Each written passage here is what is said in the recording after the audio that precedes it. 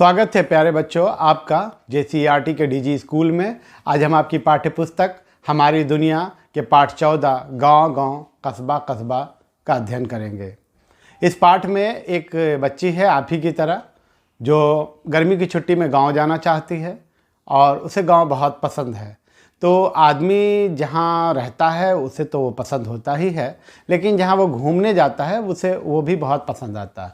जैसे आप में से बहुत सारे बच्चे ऐसे हैं जो गांव में रहते हैं तो उन्हें शहर घूमना अच्छा लगता है, तो ठीक इसी तरह शहर में जो बच्चे रहते हैं उन्हें गांव में घूमना अच्छा लगता है, गांव जाना अच्छा लगता है। तो ये बच्ची भी अपने दादाजी के यहाँ जाना चाहती है और जब वो गांव पहुँचती है तो वो बहुत कुछ वहाँ देखती है जो उसे अच्छा लगता है और उसे जानना चाहती है और उसके बारे में बहुत सारी वो जानकारी हासिल करती है। जैसे दादाजी ने उसे कहा कि मैं पंचायत की सभा में जा रहा हूँ, तो उसे पहली बार ये सुनने में मिला, इसलिए कि वो तो शहर में रहती है, तो शहर में पंचायत के बारे में हम लोग कम ही सुन पाते हैं। तो पंचायत के बारे में जब उसने सुना तो उसने दादाजी ने बताया उसे कि पंचायत में हम लोग जा कर के आज बातचीत करेंगे, आम सभा करेंगे। तो गाँव के अंदर में जो भी विकास होता है, देख रेख होता है, चाहे वो स्वास्थ्य का हो या फिर विद्यालय का हो, ये सब रख रखाव जो है, या फिर विकास का हो, नाली बनाना हो, सफाई का काम हो, ये सब काम ग्राम पंचायत करती है। और आप में से बहुत सारे बच्चे जो गांव में हैं वो पंचायत को अच्छे से जानते होंगे। आपके बहुत सारे रिश्तेदार जो होंगे, बहुत से मुखिया जी होंगे या सरपंच होंगे, फिर वार्ड मेंबर होंगे, तो इस तरह की चीज़ें गाँव में होती है। तो गाँव के लोग जो है वो साफ़ सफाई का ध्यान गांव में रखते हैं। और इसमें जो बताया गया कि लोग जो है कचरा को दो जगह अलग अलग कर रहे थे, ऐसा कचरा जो गल जाता है जिससे खाद बनाया जा सकता है उसको अलग रखा जाता है। तो ये आप अपने विद्यालय में भी कर सकते हैं, बहुत से विद्यालयों में ऐसा होता है और आप अपने विद्यालय में इसकी शुरुआत कीजिए। कचरे को दो जगह, जैसे आपके विद्यालय में रोज़ ऐसा होता होगा कि कागज़ है या फिर अंडे का छिलका है, ये सब मिलता होगा, तो आप एक कचरा गड्ढा बनाइए और उसमें उस कचरे को डालिए और फिर उसमें मट्टी से छिपाते जाइए।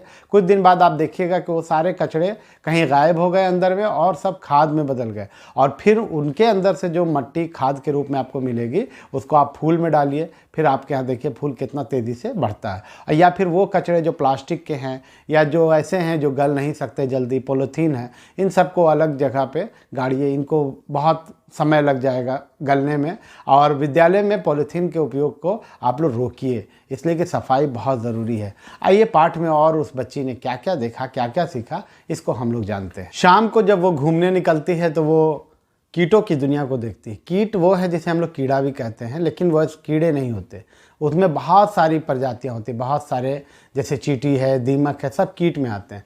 तो ये चींटी और दीमक को देख करके बड़ा हैरान हुई, इसलिए कि चींटी तो इसे शहर में भी देखा था, लेकिन इस तरह से जैसे गांव में उसने देखा कि कतार में एकदम चल रही है चींटी, और चींटी जहाँ भी रहती है वो कतार में ही चलती है, उनके अंदर अनुशासन बहुत होता है। तो वो एक के बाद एक पीछे पीछे चल रही थी, तो वो देखी कि वो एक पेड़ के नीचे अपने बिल में जा रही हैं और कुछ सामान लेकर जा रही हैं। तो चींटी के बारे में आपको जान करके बड़ी हैरानी होगी कि चींटी जो है अपने साल भर का खाना जो है स्टॉक कर लेती हैं। हम लोग की तरह उनको भी खाना जमा करने की आदत है और उसमें सबका काम बटा हुआ है।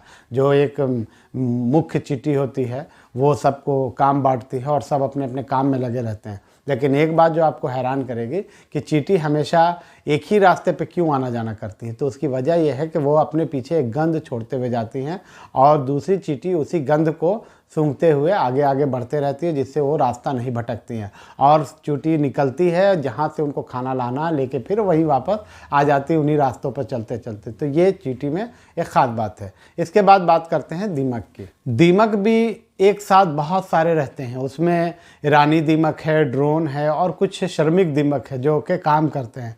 तो दीमक जो है उनसे हमें बच के अपने सामान को बचा के रखना चाहिए, इसलिए कि वो पूरी किताब को आपके ख़त्म कर देंगे, अंदर अंदर आपको पता भी नहीं चलेगा। लकड़ी जो दीमक के जिस लकड़ी में दीमक लग जाता है वो लकड़ी अंदर अंदर पूरी खोखली हो जाती है।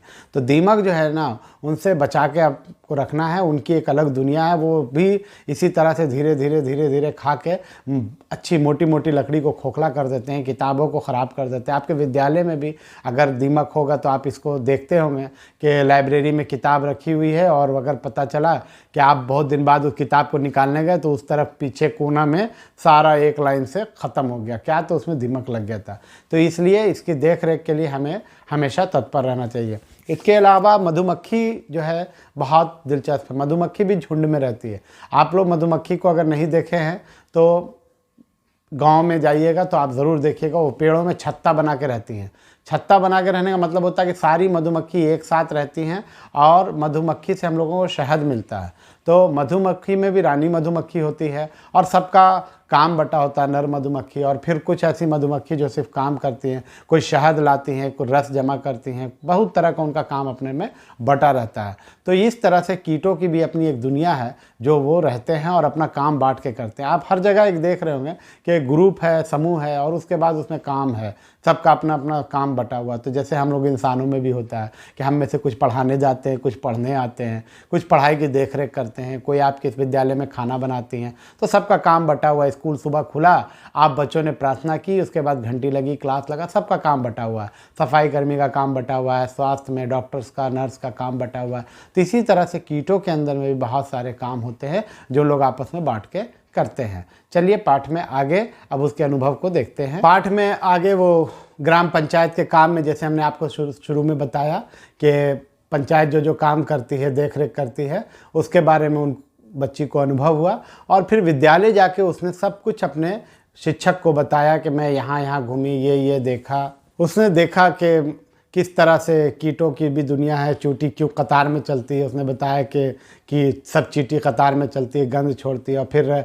दीमक से हमें किताबों को क्यों बचाना चाहिए, ये बताया उसने। और मधुमक्खी से भी बच के रहना चाहिए। मधुमक्खी का शहद बहुत अच्छा होता है लेकिन उसका डंक बहुत ख़तरनाक होता है। जब वो मधुमक्खी अगर आपको हल्का सा डंक मार देगी तो पूरा आपके हाथ में लहर होने लगेगा।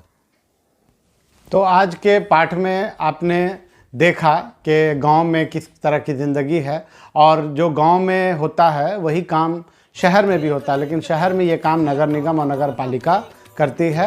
वहाँ भी साफ़ सफाई का काम जो है, जैसे पंचायत के अंदर में ग्राम पंचायत करती है, मुखिया जी देख रेख करते हैं, वैसे ही नगर पालिका और नगर निगम में भी होता है। बड़े बड़े शहर में नगर निगम और हर छोटे शहरों में नगर पालिका होती है। तो इस तरह से गांव, शहर, कस्बा, इस सब में जो व्यवस्था उसके बारे में आपने जाना और कीटों की दुनिया के बारे में भी जाना कि किस तरह से सब लोग मिलजुल के रहता है। और सबसे महत्वपूर्ण चीज़ ये है, वो है ये है सफाई।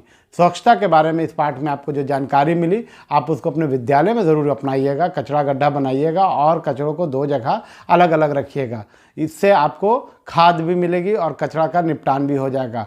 हम लोग अगर कचरा को सही तरह से निपटारा कर दे तो फिर हम लोग की पूरी दुनिया साफ़ सुथरी रही, हमारा देश साफ़ सुथरा रहेगा, स्वच्छ रहेगा। तो इन सब बातों के साथ ही ये पाठ यहाँ पर समाप्त होता है। अगले पाठ में आपसे फिर मुलाकात होगी। धन्यवाद।